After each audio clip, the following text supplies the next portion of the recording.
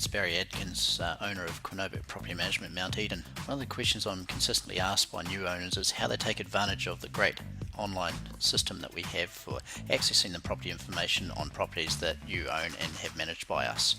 Okay, if you go to the website www.quinovic.co.nz, right on that site along the top of the screen you'll see a number of tabs. If you click on the Owners tab, that Owners tab takes you through to your login screen. In the login area you enter your email address, which is the email address that you used for communicating with us, the user ID and password that will have been pre-allocated through an email received from Quinovic. Then click on Enter. Once you're in that screen, left hand side there is a number of tabs from My Portfolio downwards. My Portfolio is the tab that's showing in front of you. It has the property, has your property manager details so you know who's managing your property, and basic details around that property such as rent and what term of the tenancy, etc, etc. So you have that in front of you. That will list all properties that we have under management with Quinovic Property Management Mount Eden at the present time. The second tab is My Profiles. My Profiles is a tab that is all of the details that we have collected from you at the commencement of the management of your property. Now I suggest you check that. You should only need to check that once every 6 months, but it will have all the details you've given us. If any of your details have changed, email addresses, phone numbers or address, actual residential address, etc, etc, please let us know.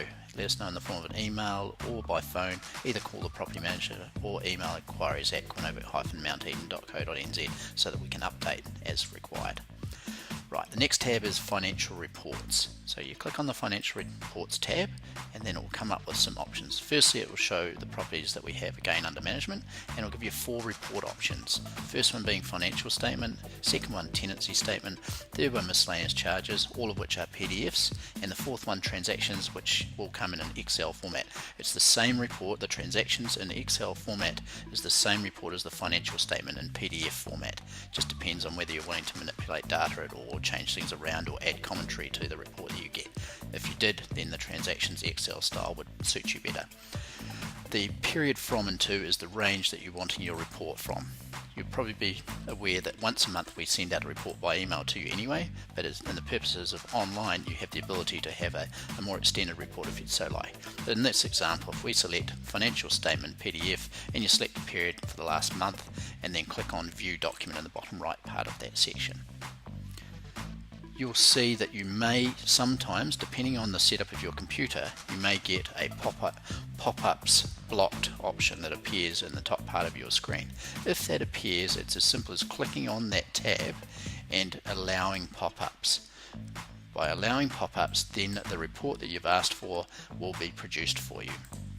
So click on the pop-ups, unblock pop-ups, and then go back and click on View Document, and the document will appear. You'll see the document in front of you now, and it's got a list of all the transactions that have occurred through your property from the date range that you selected. In this case, beginning of March through to middle of April. And it's got all transactions in and out of your statement. The next statement is that of the tenancy statement, and that will show you again a date range of all of the transactions that the tenant has performed in the date range that you've selected. So click on View Document again, and up comes the tenancy statement with, as I said, all of the movement of monies for the tenant.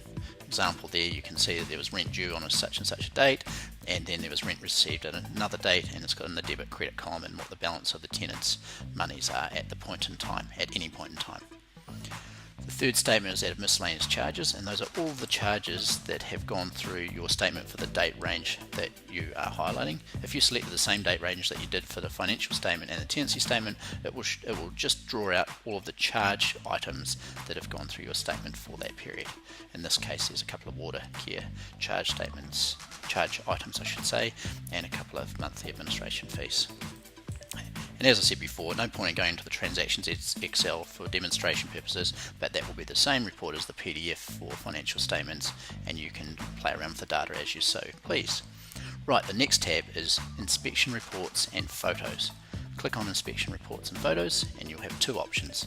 First option in the middle of your screen there is Inspection Photos, and the second option is Inspection Reports. If we select Inspection Photos first, What that will bring up is the latest photos that we've taken from an inspection report that we recently did at the property.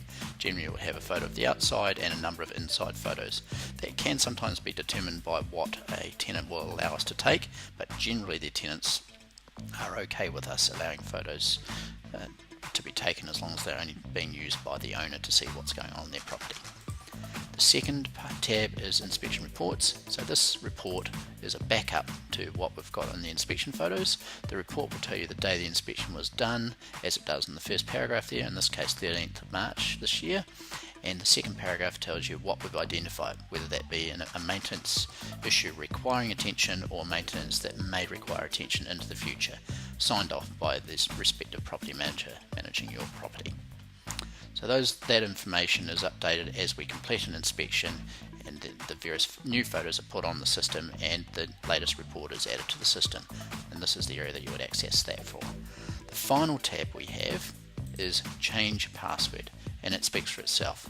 You would enter your current password, select a new password and confirm that new password and enter, and that will then acknowledge that you have a new password for access to your system. And that's as simple as that. That's how you take advantage of the benefits that an online real-time property management system for property transactions works for you. And I hope this has been useful. Thanks very much. If you've got any questions at all, then as I said, it's Barry Adkins. I own the business.